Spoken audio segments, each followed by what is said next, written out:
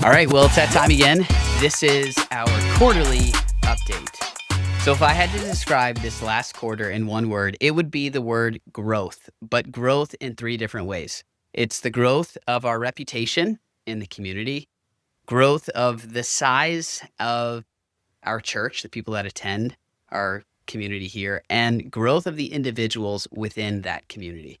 So, first, the growth of our reputation in the community. If you've been with us for a while, you know that we want to be seen as an asset here to the community. We want people to be glad that our church is here, whether they attend it or not. We believe that's part of what it means to be followers of Jesus. We're here to serve and to give in our community, whether they're on board or not. And so Church Has Left the Building is an event we do now every year. We just did the second one this past September, but it's when we don't have services and we spend that Sunday volunteering at the Argyle Fair. Now, if you were with us this past year, you know that we had to cancel our services not 1 week, but 2 weeks in a row because the first one got rained out. We had a tough decision to make, but we put our heads together, we prayed, we spoke, we went over our values, and what we came back to was really a pretty simple decision.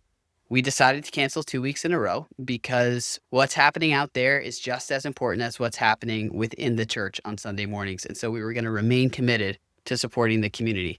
And when I called the people who were running the fair, the people from the Babylon Beautification Society, and had the chance to tell them that we were going to stick with them, even if they had to postpone the date of the fair. This was a few days before it rained on that Sunday, so they had to make the call because there were all these vendors involved. When I was on the phone with them to say, hey, we're with you no matter what, it was one of those moments where it felt like we were doing what we had been put here to do. Even though it was a sacrifice, it was one that was so worth making. They were so appreciative of all the people that helped out and that we made a decision according to our values. And so the day was a huge success. Our hamburger stand was phenomenal. The hot dog stand was phenomenal. The drink station was phenomenal. There were people everywhere, set up, tear down. It was amazing. It's so cool. And it's helping us practice what we preach. It's helping us earn the right to be heard in this community. And so we're trying to change the narrative here. You know, the church has not always been the hero of the story in communities like this, but one step at a time, one act of service at a time, we're trying to show people that we're here for you. We want something for you, not from you. And so that Church Has Left the Building. We've also seen a lot of growth within the church, though. You know, if you were with us this past Sunday or Thursday night, that we talked about how the church was really called to be an attractive community, how the early church enjoyed the favor of all people. Luke writes, enjoying the favor of all the people. This community was attractive. And because of that, Luke writes, the very next sentence he says, and the Lord added to their number daily those who were being saved, those who were getting on board, those who were finding hope in this. The story of the early church was addition by attraction. And while I can't say that we enjoy the favor of all people, I do think that the favor we're earning in the community is helping the church to grow. Our attendance has continued to speed up at a pretty remarkable rate. We have crossed over into 1,200 in attendance on a weekend, that happened way sooner than we were expecting it to happen. But it's something to celebrate because these are real people who are really showing up and really hearing about the good news of Jesus. We have also baptized a total of 79 people this past summer. And one of those baptism dates was on the day of the Argyle Fair. So we had like a double event day, which is not something we typically do, but we had to do it because the schedule changed.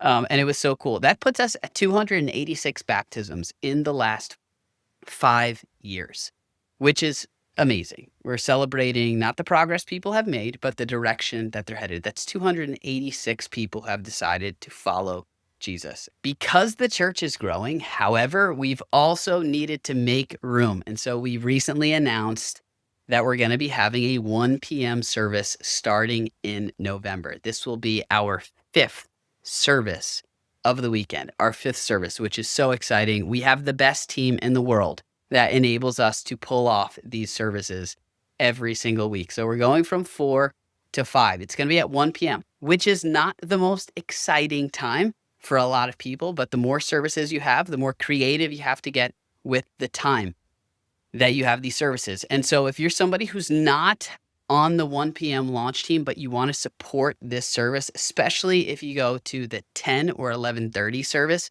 if you want to move to the 1 p.m. service, that would be a huge help for us. Or if you want to go over the top, if you really want to go the extra mile, you can join the 1 p.m. launch team. We've already got about 70 people on board with the 1 p.m. launch team. And so those are people in our guest services department. That's going to be people in the band, people on the production team, people on the kids team. If you're interested in joining the team, maybe you've been thinking about joining the team, you're like, oh, when's a good time? Now is a great time, especially if you want to serve at 1 p.m. And so the last kind of growth we've seen is the growth of individuals. What I'm talking about here is people who are not only attending, but people who are taking the next step in their faith. We do something called Start Party. Start Party is the thing that we point to when we're trying to get people to take their first next step. Like after they come to a service, okay, what do we do next? You'd go to Start Party. And Start Party was amazing. We just ran another Start Party again. We had 120 something people there at Start Party, a ton of people taking the next step to join a group. And our group signups, groups haven't started yet, but registration has been open. We've got over 260 something people joining groups. It's just been fantastic. And these are people now who are going to not only attend on Sunday or Thursday night, but are now going to be investing in their faith on a regular basis. If you haven't joined a group yet, highly suggest it. Groups are where long-term life change happens. Sundays and Thursday nights, the services, they're great for inspiration. They're great for learning things, but really sustained growth happens in the context of relationships. And so we'd love for you to get involved in a group. So I just heard a story actually this past week of someone who showed up to Start Party. There was someone who attends our church, but they brought a friend who happened to be in town from Connecticut. That friend came to Start Party because, hey, why not? They were here. They ended up signing up for a group. It's a remote group, a virtual group that's going to be done like, on FaceTime or Zoom or Skype or Google, whatever. They're going to be part of a group from Connecticut, which is just amazing. It is so cool to see the different ways that God is connecting the dots for people in ways that we could not have asked for or imagined. We have people connecting with Him and growing in their faith in ways we've never seen coming. So the last thing I want to tell you about is something I had a chance to mention during one of our weekend services, but I want to make sure you hear about it, especially if you're someone who supports this church financially. This year, Community Church has been named to the Outreach Top 100.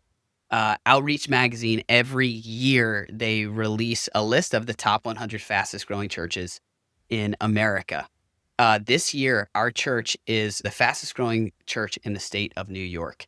In terms of percentages, like growth percentage, we are the 9th fastest growing church in the entire country in terms if you're looking at just the percentages, which is just unbelievable. Now, I'm not like with the Outreach Top 100. You have to be careful because one, it's not all about the numbers, and two, we're not competing against other churches.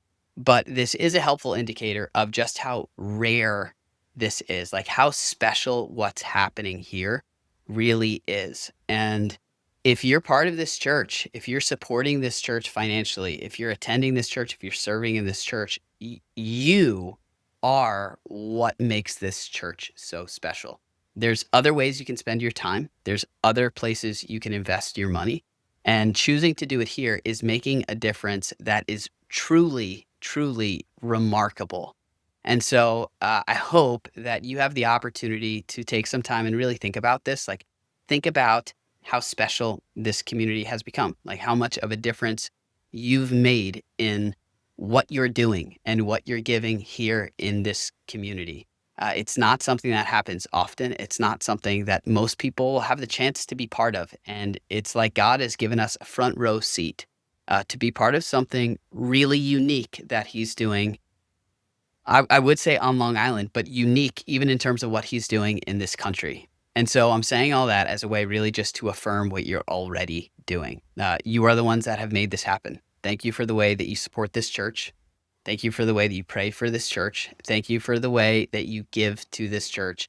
Without you, we wouldn't be where we are. I mentioned in our last quarterly update that our growth, our numerical growth, is outpacing our financial growth. And that's still true. And it does make things really tight, and we're not always in the most comfortable of financial positions. But we have trusted that God will provide. He has provided through generous people like you, and we're looking forward to what's ahead. And so thank you for your generosity. Thank you for what you're doing in this community, and thank you for being a church for people who don't go to church. See you next time.